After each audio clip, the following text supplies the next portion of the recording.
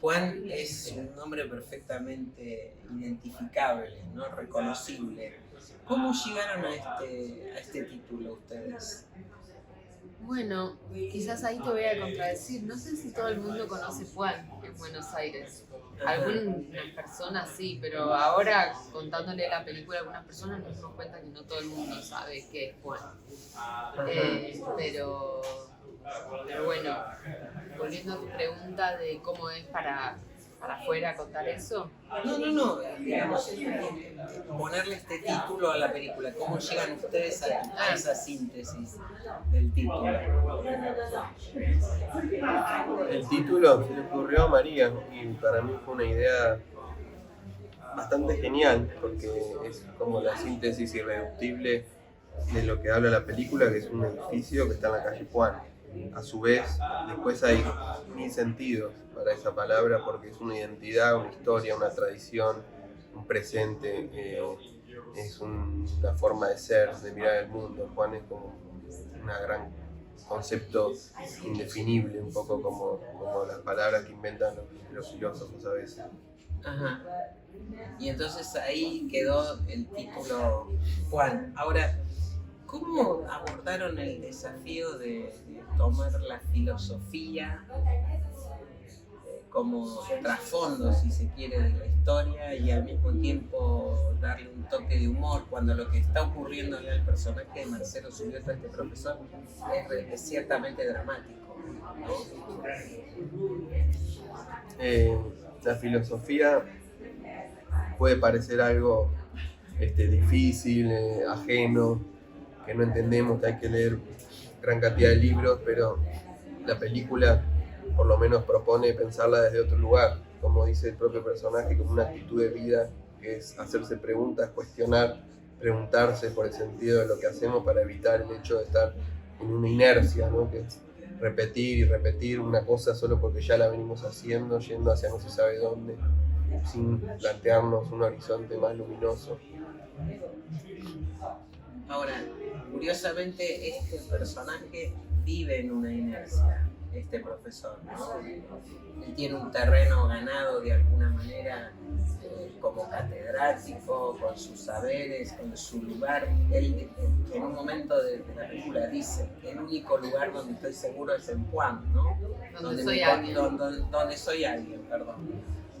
Y ustedes por eso en ese sentido lo preguntaba, de que contraponen lo filosófico, las preguntas, porque bueno, este señor que trabaja con los saberes o con preguntarse, justamente parece no preguntarse demasiadas cosas en la vida. Ha dado en el clavo, justamente él, como dice el dicho, ¿no? Casa de herrero, cuchillo de palo. Él está hablando de la inercia y de no repetir lo preestablecido, pero está precisamente en una especie de repetición y de no cuestionamiento de las bases fundamentales de su vida, y quizás en el arco de la película mucho de eso se da vuelta. Bueno, hay un punto, un aspecto de la película que ustedes me digan, es la financiación. Tiene muchos productores de distintos lugares. Y bueno, ¿cómo llegaron a armar la historia? ¿En algún momento sintieron que peligraba lo que ustedes querían hacer justamente por este esquema complejo de financiación, o esto se fue dando naturalmente y fueron pudiendo armar la película que ustedes querían de entrada? Bueno, siendo cine argentino nunca es que de entrada podés decir voy a hacer la película que quiero. Lo cierto es que la escribimos en un contexto muy particular que fue la pandemia en el 2020. De hecho, la primera reunión que tuvimos con Pucará y Pasto para proponerles hacer la película fue por Zoom, o sea, ni siquiera nos pudimos encontrar como a contarles. Y en medio de esa distancia que proponía la pandemia empezamos como a ver qué esquema íbamos a hacer para la película, y lo primero naturalmente que hicimos fue llamar a las personas que ya habían colaborado en las películas y a ver si tenían ganas de volver si se entusiasmaban con este guión, que por suerte se entusiasmaron.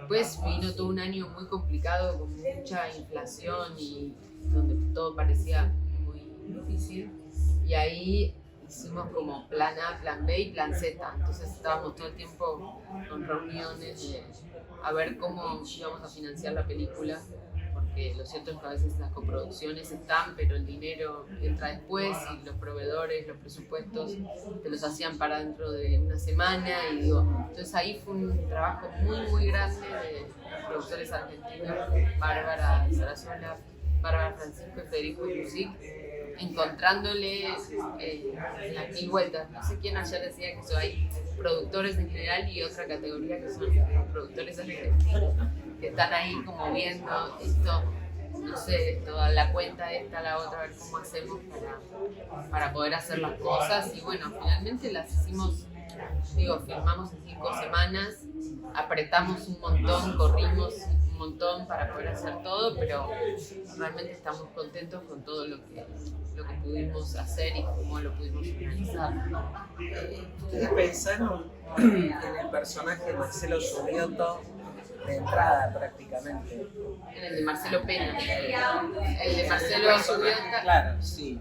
¿Lo pensaron de entrada a él y escribieron en función de él? Sí, escribimos en la cabeza, cada uno se sentaba y pensaba en Marcelo Subioto interpretando al profesor de filosofía Marcelo, y así escribíamos. Y él ya les había... No nos había dado ningún ok, pero escribíamos confiando en que nos iba a dar el ok. Recién cuando estuvo el guión terminado le dijimos, mira, escribimos esto para vos y para Mara. Bueno, si querían sumarse, que también fue en pandemia, o sea, fuimos a las casas ellos con barbijos, ellos nosotros, a proponerles hacer el guión, todo era como así, ¿no? Con distancia, y con una sensación de fragilidad muy grande, de ni saber si iba a volver a filmar ni cómo, ¿no? ¿Y en qué momento se dieron cuenta que tenían la película? Después de atravesar todas estas dificultades, y cuando sintieron que, bueno, es esto, Juan es esto.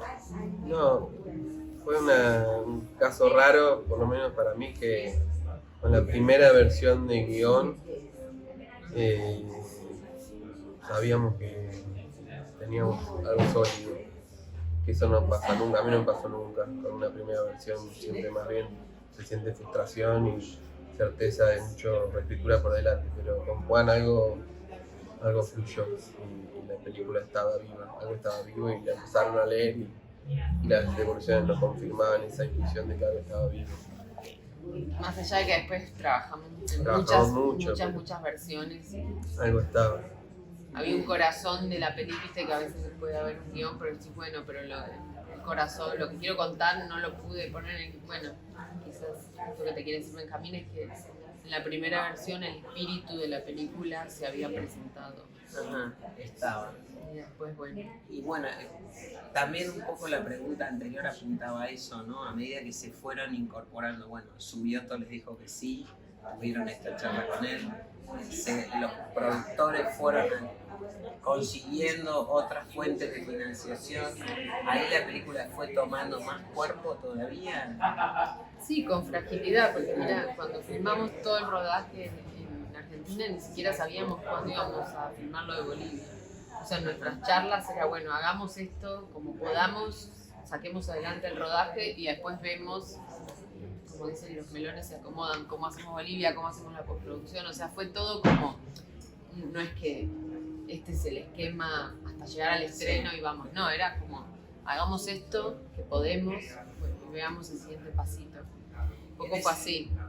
En ese sentido, a partir de las experiencias de cada uno de ustedes como cineastas, ¿no? Como directores, guionistas, cambió mucho la forma de trabajar a partir de todas estas circunstancias y de la forma que cada uno tuvo. Vos ayer mencionabas algo de dirigir, te preguntaron sobre dirigir a 4 manos, ¿no? Cambió mucho tu forma de concebir un rodaje, de llevar adelante un rodaje. María, lo mismo te pregunto.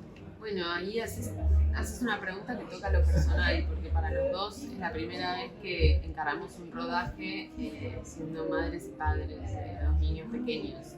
Entonces para mí hay un antes y un después, en el sentido que mi primera película la hice con todo el tiempo disponible del mundo, de todas las horas para pensar y hacer lo que quisiese.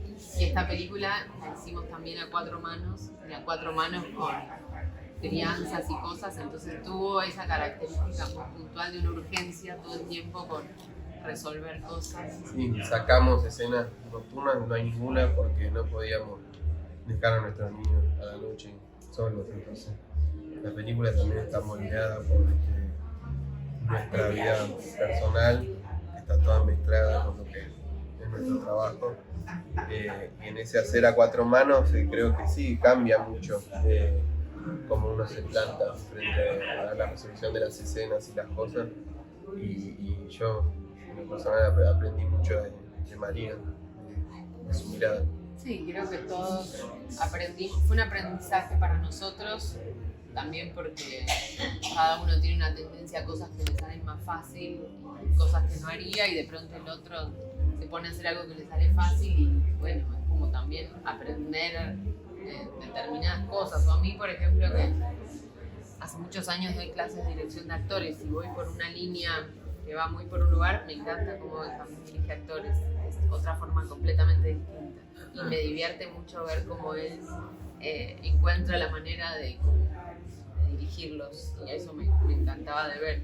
Y también los productores, que también se tuvieron que armar como ahí como una sociedad con sus distintas maneras, también fueron aprendiendo. Es decir, que para nosotros esta experiencia fue particular en lo personal porque fue todo un engranaje de personas que no habían trabajado juntas y teníamos que encontrar esa grupalidad, digamos, y existir. ¿Qué descubrieron aquí en San Sebastián cuando la película hace su debut con el público que no habían percibido antes?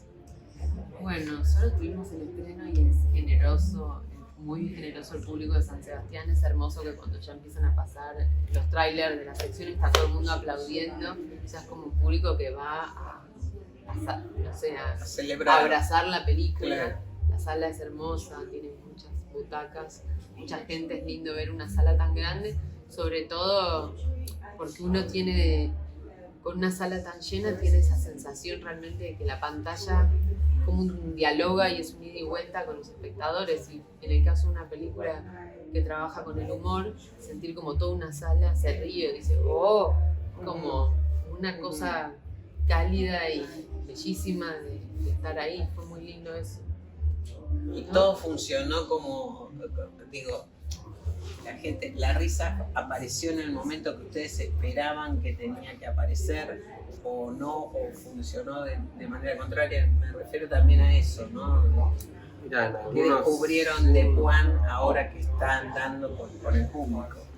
Y no sé, tenemos muy ansiosos de mostrarla en Argentina, de que la vea el público argentino. Creo que es el momento que más estamos esperando realmente, porque la película inconscientemente es una película sobre nuestro país, sobre su identidad, su historia y su presente, y queremos ver cómo le pega a la gente allá. Eso es lo que más estamos esperando. Hay una cuestión, la última, que se volvió ciertamente profética la película, en un sentido, al hablar de lo que está ocurriendo en la ficción de la película con la educación pública y lo que puede pasar en Argentina, ¿no? ¿Eso ustedes lo tenían pensado de alguna manera? ¿Pensaban que podía darse este contacto con la actualidad pura y dura? Algo debemos haber canalizado, porque escribimos el guión hace 4 años cuando ni siquiera existía la fuerza política de extrema derecha que ahora está tan en boga. Pero quizás también hay una historia de un país que cuando un país vive enfrascado en el endeudamiento y proyecta todo su destino en función de cumplir con un acreedor, y eso yo lo viví en los años 90 y 2001, que era adolescente. y lo viví, estuve en la calle cuando López Murphy quiso recortarle el presupuesto a la UBA y salimos del colegio secundario a tomar la calle para protestar y el tipo tuvo que renunciar. Digamos, crecemos en este paradigma donde todas las conquistas hay que defenderlas milímetro por milímetro todos los días, porque la Argentina es un país donde ninguna discusión está saldada, lamentablemente. No se puede pensar en la educación pública como una cuestión de Estado, no se puede pensar en la memoria histórica como una cuestión de Estado. Todo parece ser faccioso, todo parece ser parcial y hay que estar defendiendo cada milímetro de civilidad, de Estado, de las aves de rapiña que quieren, que quisieran poner una bandera de otro país ahí, cerrar todo y entregar todo. Y bueno, ahí estaremos cada uno de los lugares. María, Che, Benjamín, muchísimas gracias por este encuentro y bueno, felicitaciones por Juan. Gracias.